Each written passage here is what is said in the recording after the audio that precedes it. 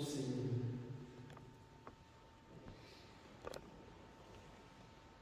Seigneur notre Dieu, par la passion de Christ, tu as détruit la mort héritée du premier péché. La mort qui tenait l'humanité sous sa loi. Accorde d'être semblable à ton Fils, du fait de notre nature. Nous avons dû connaître la condition de l'homme qui vient de la terre. Sanctifie-nous par ta grâce, pour que nous connaissions désormais la condition de l'homme nouveau qui appartient au ciel. Par Jésus le Christ, notre Seigneur. Amen.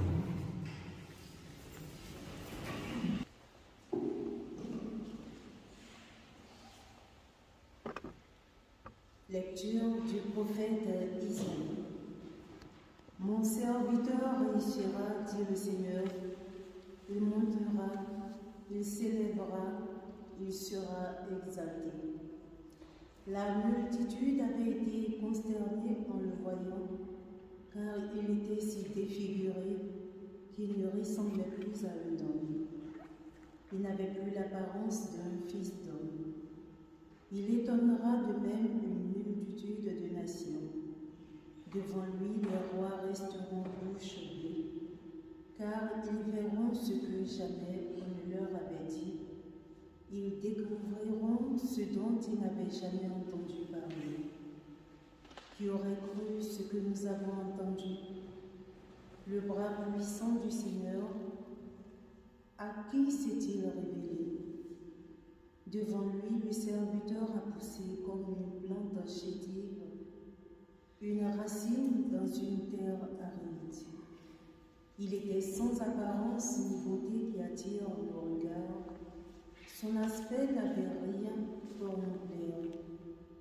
Méprisé, abandonné des hommes, homme de douleur, familier de la souffrance, il était pareil à celui devant qui on se voile la face. Et nous l'avons méprisé, compté pour rien. En fait, c'était nos souffrances qu'il portait, nos douleurs dont il était chargé. Et nous pensions qu'il était frappé, meurtri par Dieu, humilié. Or, c'est à cause de nos révoltes qu'il a été transpercé, à cause de nos fautes qu'il a été broyé. Le châtiment qui nous donne la paix a pesé sur lui. Par ses blessures, nous sommes guéris. Nous étions tous errants comme des brebis, chacun suivait son propre chemin. Mais le Seigneur a fait retomber sur lui nos fautes à nous tous. Maltraité, il s'humilie, il n'oublie pas, il n'ouvre pas la bouche. Comme un agneau conduit à l'abattoir, comme une brebis muette devant les tondeurs, il n'ouvre pas la bouche. Arrêté, puis jugé, il a été supprimé. Qui donc s'est inquiété de son sort? Il a été retranché de la terre des vivants, frappé à mort pour les révoltes de son peuple. On a placé sa tombe avec les méchants, son tombeau avec les riches. Et pourtant, il n'avait pas commis de violence. On ne trouvait pas de tromperie dans sa bouche. Broyé par la souffrance, il a plu au Seigneur. S'il remet sa sacrifice de réparation, il verra une descendance, il prolongera ses jours. Par lui, ce qui plaît au Seigneur réussira. Par suite de ses tourments, il verra la lumière, la connaissance le comblera. Le juste, mon serviteur, justifiera les multitudes, il se chargera de leurs fautes. C'est pourquoi, parmi les grands, je lui donnerai sa part. Avec les puissants, il partagera le butin, car il s'est dépouillé lui-même jusqu'à la mort. et il a été compté avec les pécheurs, alors qu'il portait le péché des multitudes et qu'il intercédait pour les pécheurs. Parole du Seigneur. Nous rendons grâce à Dieu.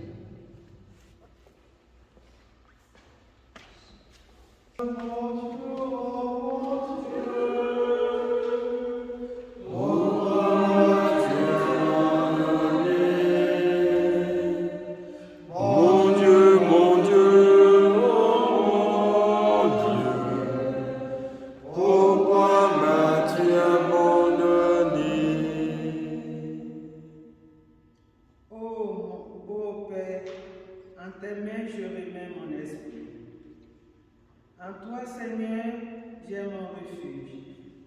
Garde-moi d'être humilié pour toujours. En tes mains, je remets mon esprit. Tu me rachètes, Seigneur, Dieu de vérité. Je suis la risée de mes adversaires et même de mes voisins. Je fais peur à mes amis. S'ils me voient dans la rue, ils me fuient. On m'ignore comme un mort oublié, comme une chose qu'on jette. J'entends la calomnie de la foule. Ils s'accordent pour m'ôter la vie. Moi, je suis sûr de toi, Seigneur. Je dis, tu es mon Dieu. Mes jours sont dans ma main. Délivre-moi, tes mains hostiles qui s'acharnent. Sur ton serviteur, que j'illumine ta face, sauve-moi par ta main. Soyez forts, prenez courage, vous tous qui espérez le Seigneur. Mon Dieu, mon Dieu, mon Dieu, Pourquoi m'as-tu abandonné? Mon Dieu, mon Dieu, oh mon Dieu, pourquoi m'as-tu abandonné? Pourquoi m'as-tu abandonné? Mon Dieu, oh mon Dieu,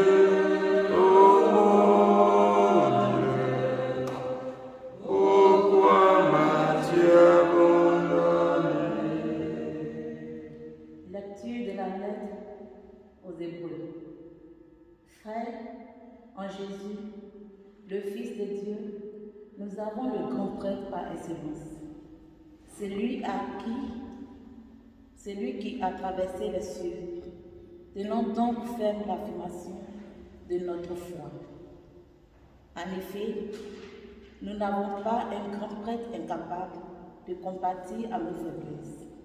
Un grand prêtre éprouvé en toutes choses, à notre ressemblance, excepté le péché.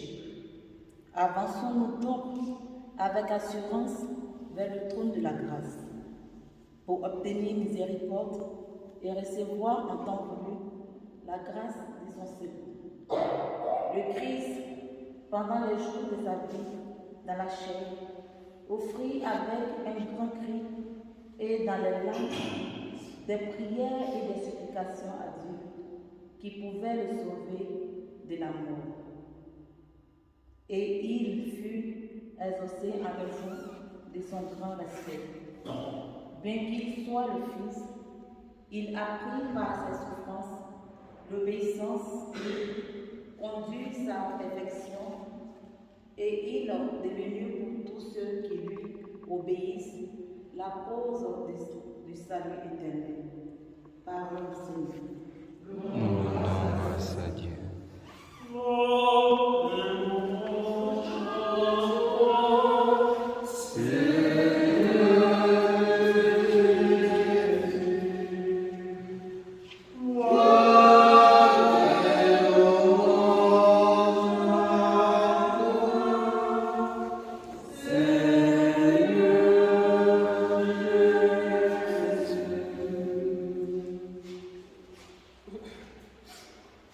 Pour nous, le Christ est devenu obéissant. fois, Dieu l'a exalté, il a doté du monde qui est au-dessus de tout nom. Gloire. Oui, louange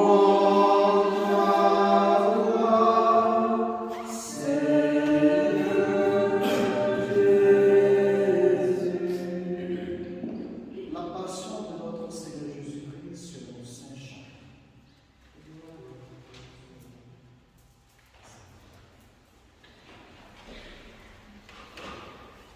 En ce temps-là, après le repas, Jésus sortit avec ses disciples et traversa le torrent du Cédron. Il y avait là un jardin dans lequel il entra avec ses disciples.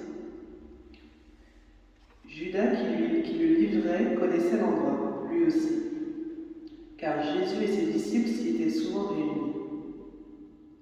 Judas, avec un détachement de soldats, ainsi que des gardes envoyés par les grands prêtres et les pharisiens, arrive à cet endroit. Ils avaient des lanternes, des torches et des armes. Alors Jésus, sachant tout ce qui allait lui arriver, s'avança et leur dit : Qui cherchez-vous? Ils lui répondirent. Jésus le Nazaréen. Il leur dit : C'est moi, je le suis. Judas qui le livrait se tenait avec eux. Quand Jésus leur répondit : C'est moi, je le suis, ils reculèrent et ils tombèrent à terre. Il leur demanda de nouveau. Qui cherchez-vous? Ils dirent. Jésus le Nazaréen. Jésus répondit : Je vous l'ai dit, c'est moi, je le suis. Si c'est bien moi que vous cherchez, cela, laissez-les partir. Ainsi s'accomplissait la parole qu'il avait dite. Je n'ai perdu aucun de ceux que tu m'as donnés. Or Simon-Pierre avait une épée. Il la tira, frappa le serviteur du grand prêtre et lui coupa l'oreille droite. Le nom de ce serviteur était Malchus. Jésus dit à Pierre : Remets ton épée au fourreau. La coupe que m'a donnée le Père, vais-je refuser de la boire?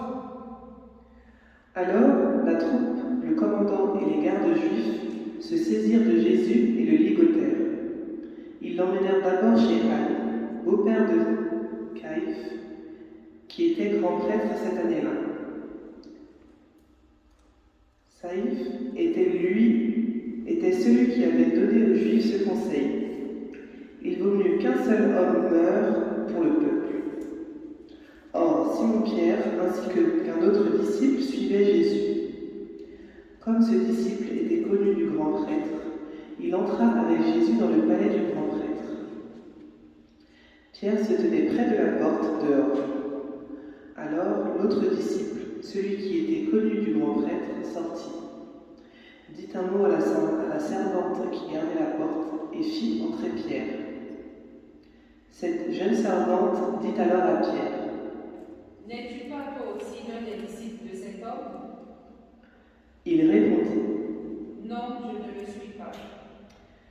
Les serviteurs et les gardes se tenaient là. Comme il faisait froid, ils avaient fait un feu de braise pour se réchauffer. Pierre était avec eux, en train de se réchauffer. Le grand prêtre interrogea Jésus sur ses disciples et sur son enseignement. Jésus lui répondit : Moi, j'ai parlé au monde ouvertement. J'ai toujours enseigné à la synagogue et dans le temple, là où tous les Juifs se réunissent, et je n'ai jamais parlé en cachette. Pourquoi m'interroges-tu? Ce que je leur ai dit, demande-le à ceux qui m'ont entendu. Eux savent ce que j'ai dit. À ces mots, un des gardes qui était à côté de Jésus lui donna une gifle en disant : C'est ainsi que tu réponds au grand prêtre? Jésus lui répliqua : Si j'ai mal parlé, montre ce que j'ai dit de mal.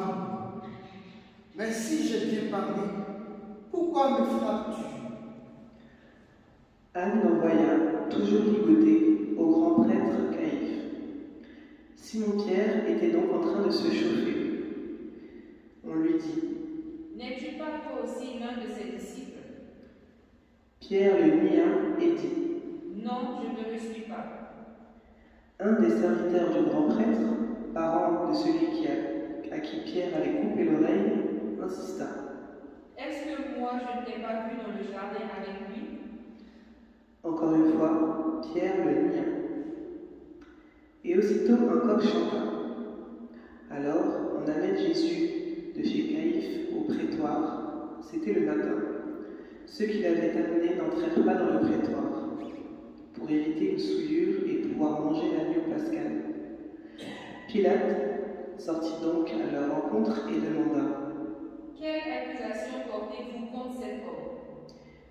Ils lui répondirent: S'il n'était pas un malfaiteur, nous ne t'aurions pas livré cet homme. Pilate leur dit: Prenez-le vous-même et jugez-le selon votre loi. Les Juifs lui dirent: Nous n'avons pas le droit de mettre quelqu'un à mort. Ainsi s'accomplissait la parole que Jésus avait dite, pour signifier de quel genre de mort il allait mourir. Alors Pilate rentra dans le prétoire. Il appela Jésus et lui dit: Es-tu le roi des Juifs? Jésus lui demanda: Dis-tu cela de toi-même, ou bien d'autres te l'ont dit à mon sujet? Pilate répondit: Est-ce que je suis juif, moi? Ta nation et les grands prêtres t'ont livré à moi. Qu'as-tu donc fait? Jésus déclara: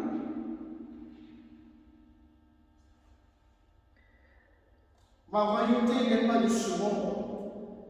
Si ma royauté était de ce monde, j'aurais des gardes qui se seraient battus que je sois pas livré aux Juifs. En fait, ma royauté n'est pas d'ici. Pilate lui dit: Alors tu es roi? Jésus répondit: C'est toi-même qui dis que je suis roi. Moi, je suis né, je suis venu dans le monde pour ceci, rendre témoignage à la vérité. Quiconque appartient à la vérité écoute ma voix. Pilate lui dit: Qu'est-ce que la vérité? Ayant dit cela, il sortit de nouveau à la rencontre des Juifs, et il leur déclara: Moi, je ne trouve en lui aucun motif de condamnation. Mais chez vous, c'est la coutume que je vous relâche quelqu'un pour la Pâque. Voulez-vous donc que je vous relâche le roi des Juifs? Alors ils répliquèrent en criant: Pas lui, mais Barabbas. Or, ce Barabbas était un bandit. Alors Pilate fit saisir Jésus pour qu'il soit flagellé. Les soldats tressèrent avec des épines une couronne qui lui posèrent sur la tête. Puis ils revêtirent d'un manteau pourpre. Ils s'avançaient vers lui et ils disaient: Salut à toi, roi des Juifs. Et ils le giflaient. Pilate de nouveau sortit dehors et leur dit: Voyez, je vous l'amène dehors pour que vous sachiez que je ne trouve en lui aucun motif de condamnation. Jésus donc sortit dehors, portant la couronne d'épines et le manteau pourpre. Et Pilate leur déclara: Voici l'homme. Quand ils le virent, les grands prêtres et les gardes se mirent à crier. Crucifie-le, crucifie-le. Pilate leur dit: Prenez-le vous-même et crucifiez-le. Moi, je ne trouve en lui aucun motif de condamnation.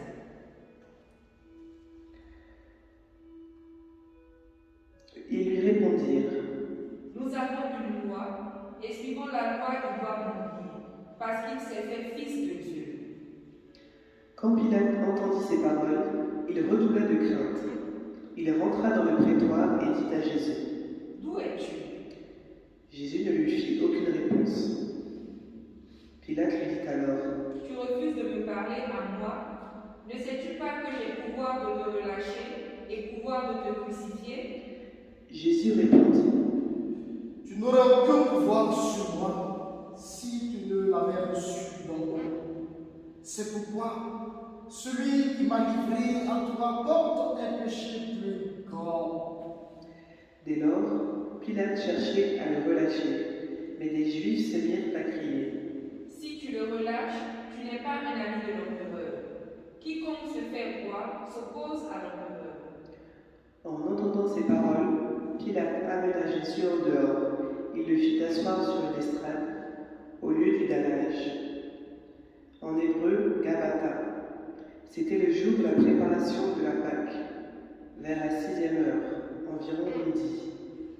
Pilate dit aux Juifs, « Voici votre roi. » Alors ils crièrent, « À mort, crucifie-le. » Pilate leur dit, « Vais-je crucifier votre roi? » Les grands prêtres répondirent, « Nous n'avons pas d'autre roi que l'empereur. » Alors il leur livra Jésus pour qu'il soit crucifié. Ils se saisirent de Jésus, et lui-même, portant sa croix, sortit en direction du lieu dit le crâne, ou calvaire, qui se dit en hébreu Golgotha. C'est là qu'ils le crucifièrent, et 2 autres avec lui, un de chaque côté, et Jésus au milieu. Pilate avait rédigé un écriteau qu'il fit placer sur la croix. Il était écrit « Jésus le Nazaréen, roi des Juifs ». Beaucoup de Juifs lurent cet écriteau parce que l'endroit où avait crucifié Jésus était proche de la ville et que c'était écrit en hébreu, en latin et en grec.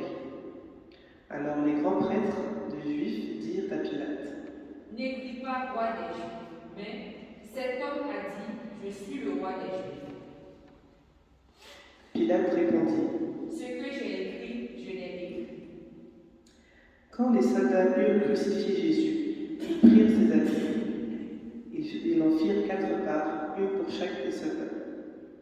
Ils prirent aussi la tunique. C'était une tunique sans couture, tissée tout d'une pièce de haut en bas. Alors ils se dirent entre eux, « Ne la déchirons pas, désignons par le sort celui qui l'aura. » Ainsi s'accomplissait la parole de l'Écriture. Ils se sont partagés les habits. Ils ont tiré au sort nos vêtements. C'est bien ce que firent les soldats.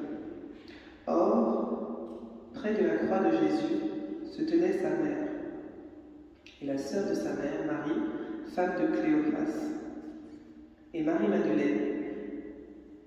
Jésus, voyant sa mère et près d'elle le disciple qu'il aimait, dit à sa mère, « Femme, voici ton fils. » Puis il dit au disciple, « Voici ta mère. » Et à partir de cette heure-là, le disciple l'a pris chez lui.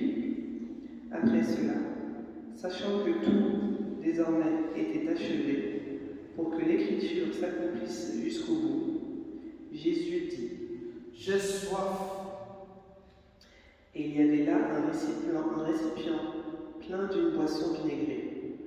On fixa donc une éponge remplie de ce vinaigre à une branche d'hysope, et on l'approcha de sa bouche. Quand il eut pris le vinaigre, Jésus dit, « Tout est accompli. » Puis, inclinant la tête, il remit l'esprit.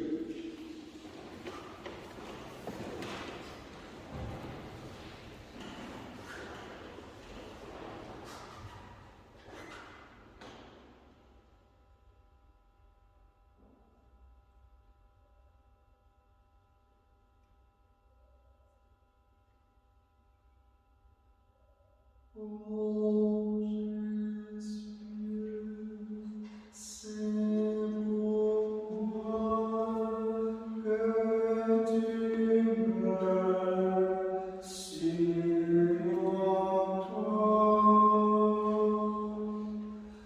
Oh Jésus, c'est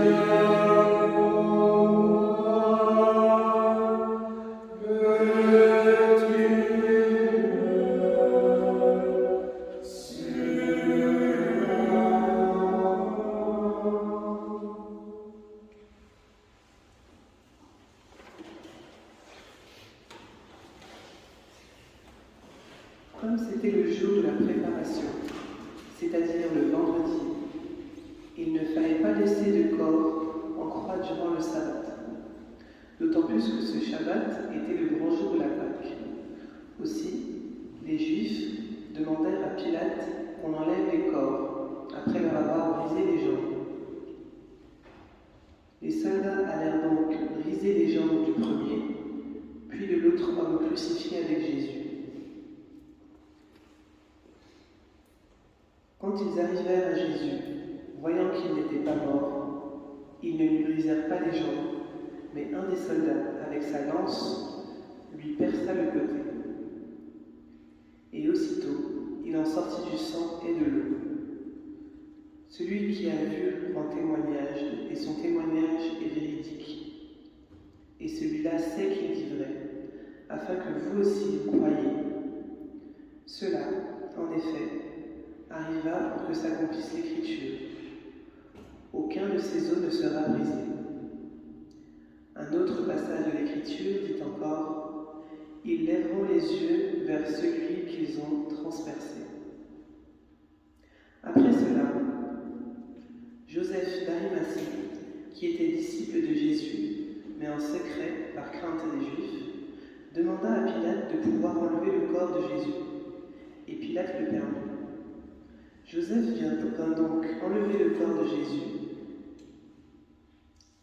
Nicodème, celui qui au début était venu trouver Jésus pendant la nuit, vint lui aussi. Il apporta un mélange de myrrhe et d'aloès pesant environ 100 livres. Ils prirent le corps de Jésus, qu'ils lièrent de linge en employant les aromates, selon la coutume juive d'ensevelir les morts. À l'endroit où Jésus avait été crucifié, il y avait un jardin, et dans ce jardin, un tombeau neuf dans lequel on n'avait encore déposé personne. À cause de la préparation de la Pâque juive, et comme ce tombeau était proche, c'était là qu'ils déposèrent Jésus. Acclamons la parole de Dieu.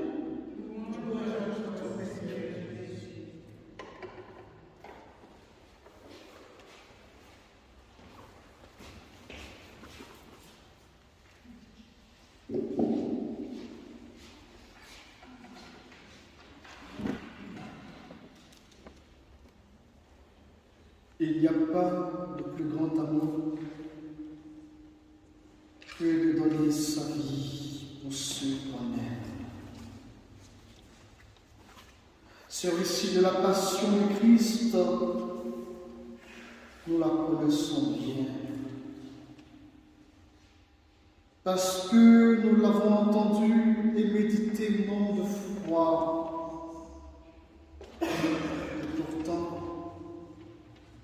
il ne peut jamais nous laisser indifférents.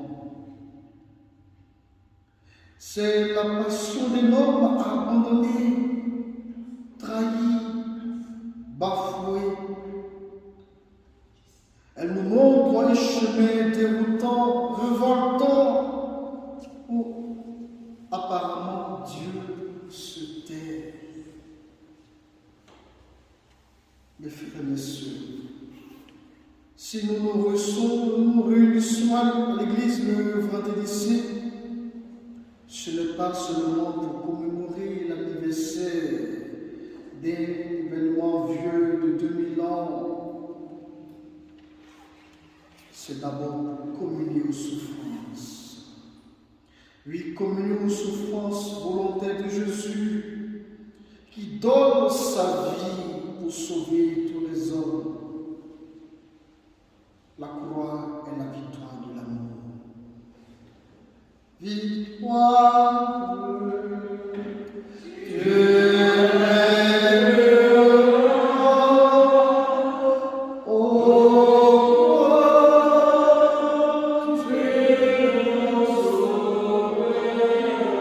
Oui, voilà une affirmation absolue, capitale, qui résume bien le message du vendredi saint. Alors, mes frères et mes sœurs, à nous de nous demander si nous sommes capables de l'accueillir en vérité. Sommes-nous remplis de l'Esprit Saint pour en témoigner aujourd'hui dans le quotidien de nos vies? En ce vendredi saint, mes frères et mes sœurs, notre regard se porte vers la croix. Cette croix symbolise la souffrance de l'homme, notre souffrance. Nous nous sommes retrouvés ici sur une terre sainte, une terre bénie de Dieu. Et nous portons des intentions de prière pour tant de personnes, pour nous-mêmes, oui, pour beaucoup. Elle s'appelle longue maladie, souffrance, échec, violence, le deuil.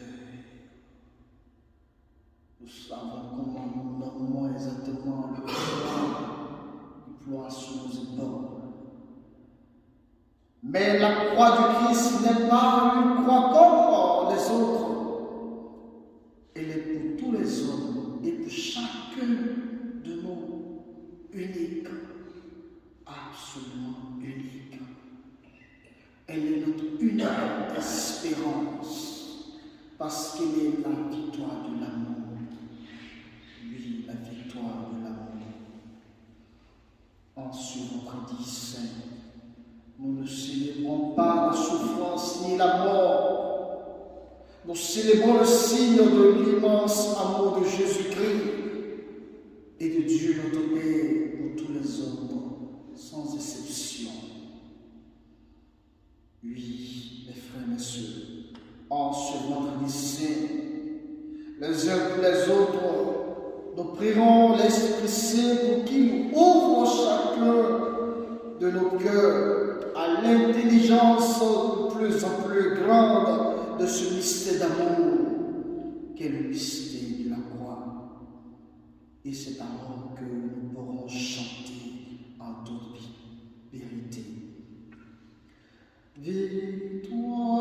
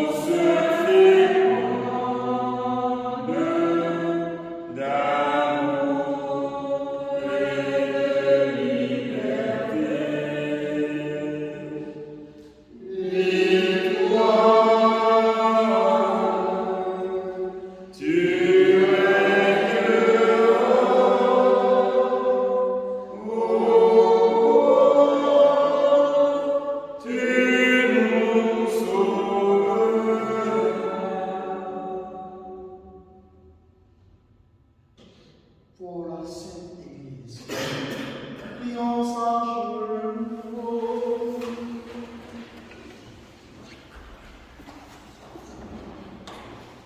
Prions, frères bien-aimés, pour la Sainte Église de Dieu, que le Père Tout-Puissant lui donne la paix et l'unité, qui la protège dans tout l'univers et qui nous accorde une vie calme et paisible, pour que nous rendions grâce à notre Dieu. Levons-nous. Dieu éternel et tout-puissant, dans le Christ, tu as révélé ta gloire à tous les peuples. Protège l'œuvre de ton amour, afin que ton Église, répandue par tout l'univers, demeure inébranlable dans la foi pour proclamer ton nom. Par Jésus le Christ, notre Seigneur.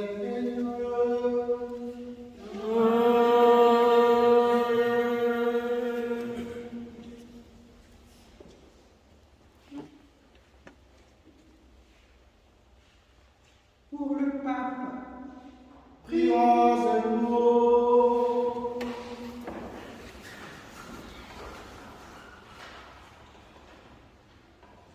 prions pour notre Saint-Père, le pape François, élevé par Dieu, notre Seigneur, à l'ordre épiscopal. qu'il le garde sain et sauf à son Église pour gouverner le peuple de Dieu.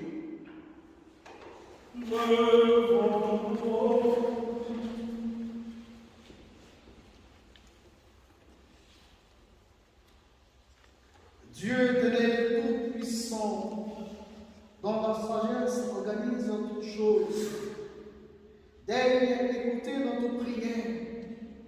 Protège avec amour le pape que tu as choisi, afin que sous la conduite de ce pasteur, le peuple chrétien que tu gouvernes progresse juste dans la foi. Par Jésus-Christ notre Seigneur.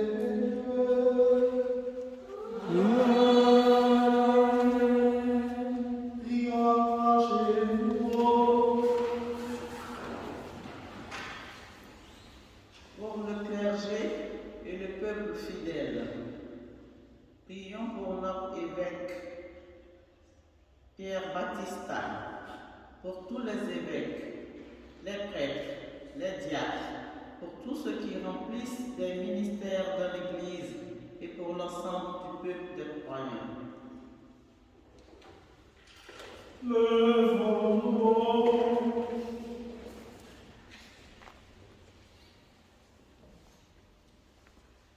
Dieu éternel et tout-puissant, dont l'Esprit sanctifié gouverne le corps entier de l'Église, exauce les prières que nous t'adressons pour tous les ordres de fidèles qui la composent. Que chacun d'eux, par le don de ta grâce, te serve avec fidélité. Par Jésus-Christ notre Seigneur.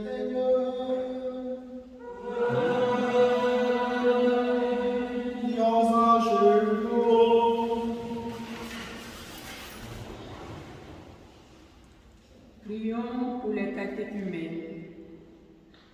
Que Dieu, notre Seigneur, ouvre leur intelligence et leur cœur et les accueille dans sa miséricorde. Après avoir reçu le pardon de tous leurs péchés par le bain de la naissance nouvelle, qu'ils soient incorporés à notre Seigneur Jésus-Christ.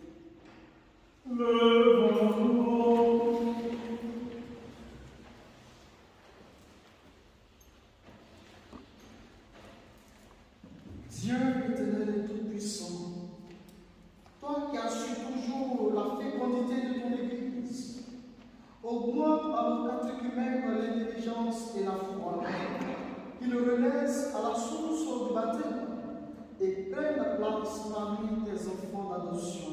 Par Jésus-Christ notre Seigneur.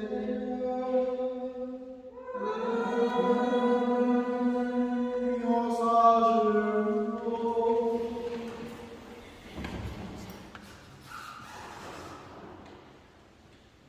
Prions pour tous nos frères qui croient en Jésus-Christ et s'efforcent de conformer leur vie à la vérité.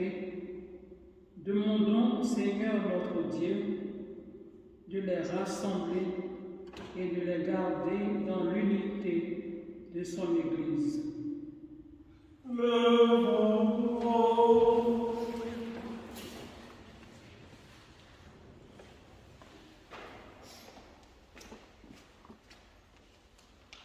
Dieu éternel et tout-puissant, toi qui rassembles ce qui est dispersé et qui fais l'unité de ce que tu rassembles, regarde avec amour l'Église de ton Fils.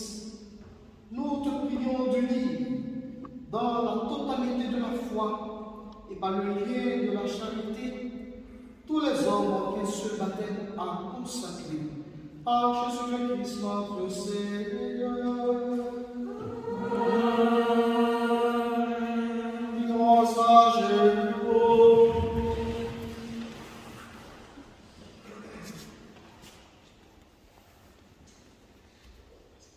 Prions pour les Juifs à qui Dieu a parlé en premier, qu'ils progressent dans l'amour de son nom et la fidélité de son alliance.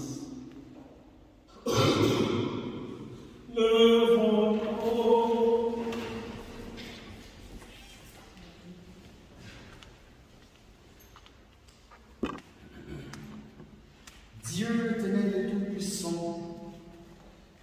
qui as choisi Abraham et sa descendance pour en faire les fils de ta promesse. Conduis à la plénitude de la rédemption, le premier peuple de l'Alliance, comme ton Église t'en supplie. Par Jésus le Christ notre Seigneur.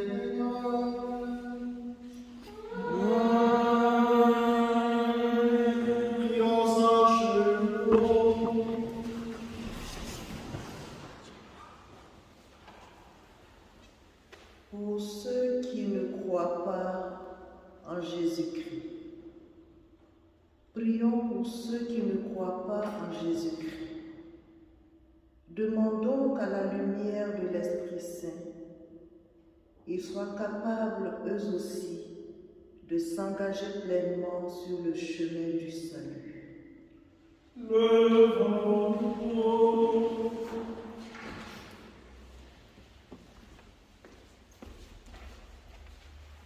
Dieu éternel et tout-puissant, donne à ceux qui ne croient pas au Christ d'aller sous ton regard avec un cœur sincère, afin de parvenir à la connaissance de la vérité, et donne-nous de mieux nous aimer les uns les autres, et d'avoir davantage notre vie à la sienne, pour être dans le monde de meilleurs témoins de ton amour. Par Jésus-Christ notre Seigneur. Prions à genoux. Prions pour ceux qui ne connaissent pas Dieu. Demandons qu'en obéissant à leur conscience, ils parviennent à le reconnaître. Levons-nous.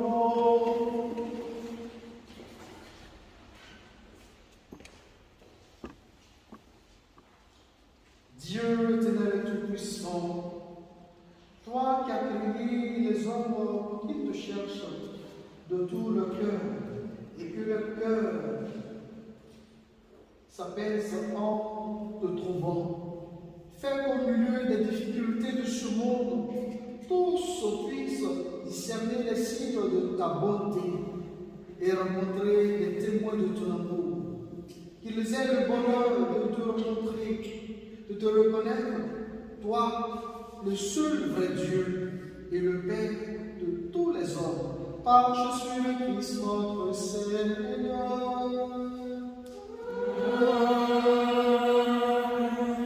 Prions à genoux.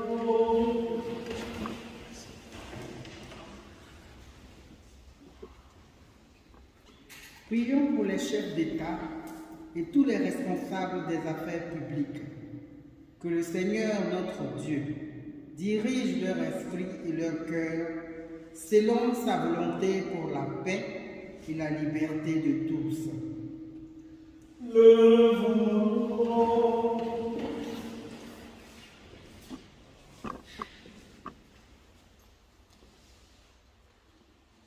Dieu éternel et tout-puissant, toi qui tiens dans ta main le cœur des hommes et garantis les droits des peuples, viens en aide à ceux qui exercent le pouvoir, que partout sur la terre s'affermisse avec ta grâce la sécurité et la paix, la prospérité des nations et la liberté religieuse. Par Jésus-Christ notre Seigneur. Prions à genoux.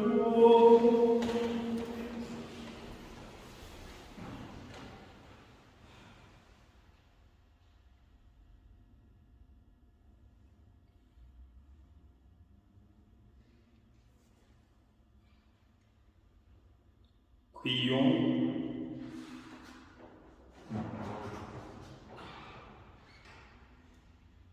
Pour tous les hommes dans les peuples.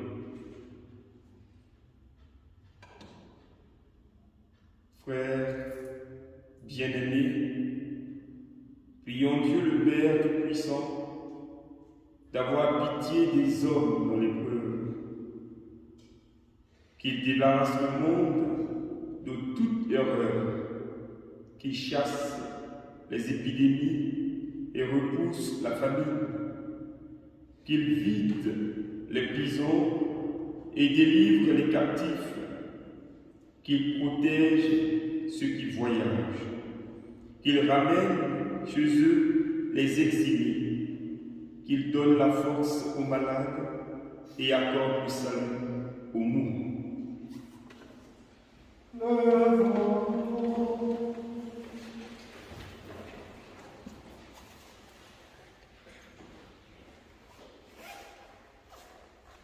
Dieu éternel tout-puissant, consolation des affligés, force de ceux qui peinent, entends les prières des hommes qui t'appellent, quelle que soit leur souffrance, qu'ils aient la joie de trouver dans leur détresse le secours de ta miséricorde.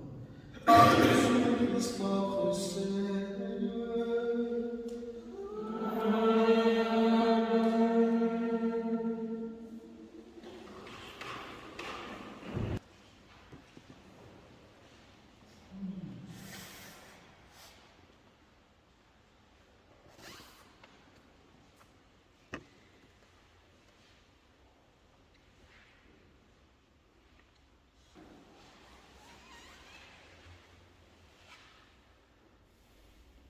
Voici le roi de la croix, qui a porté le salut de moi. Venez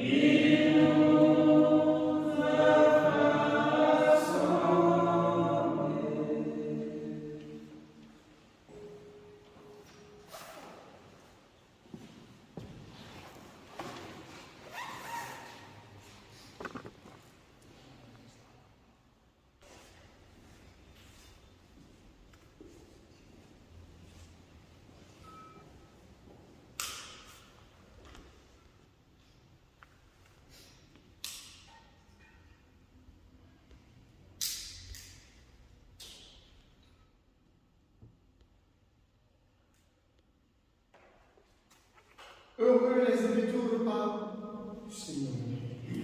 Voici l'agneau de Dieu qui enlève le péché du monde.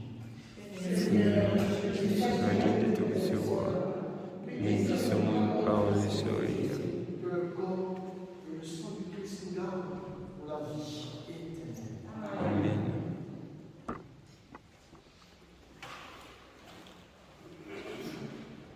Saisi par le cri Jésus, Je crois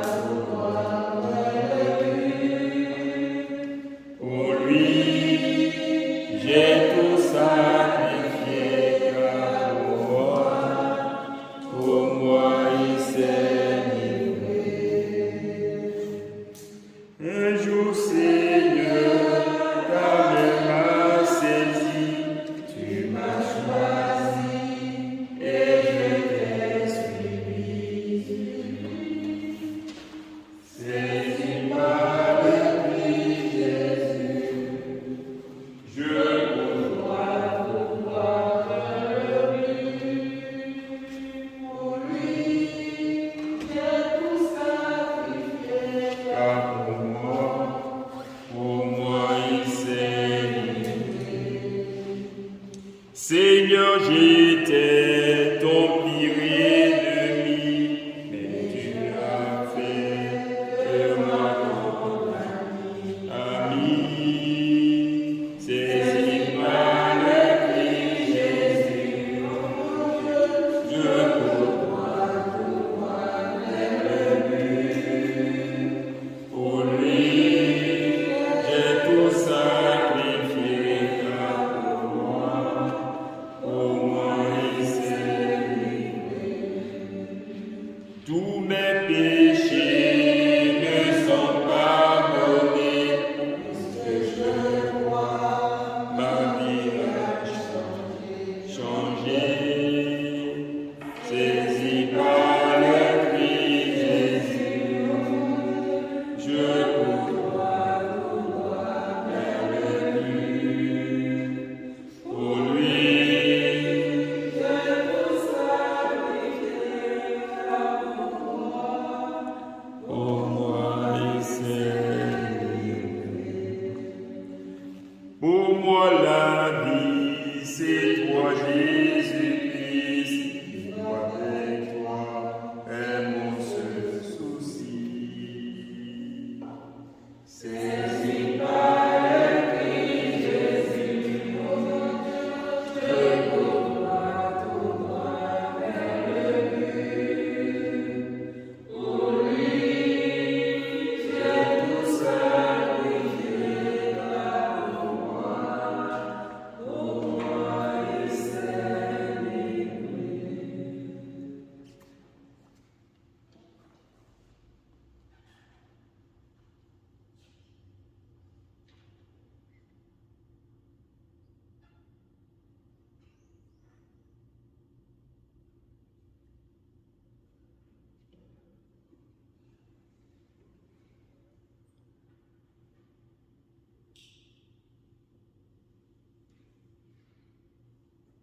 Prions encore le Seigneur.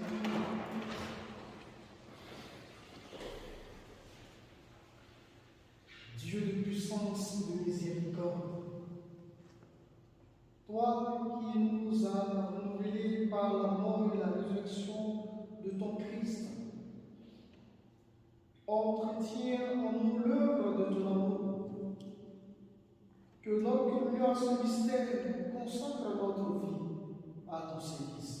Par Jésus le Christ, notre Seigneur.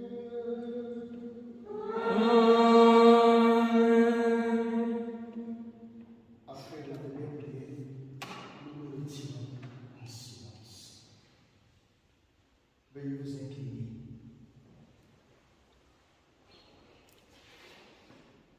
Que ta bénédiction, Seigneur, descende en abondance sur ton peuple qui a célébré la mort de ton Fils dans l'espérance de sa propre résurrection.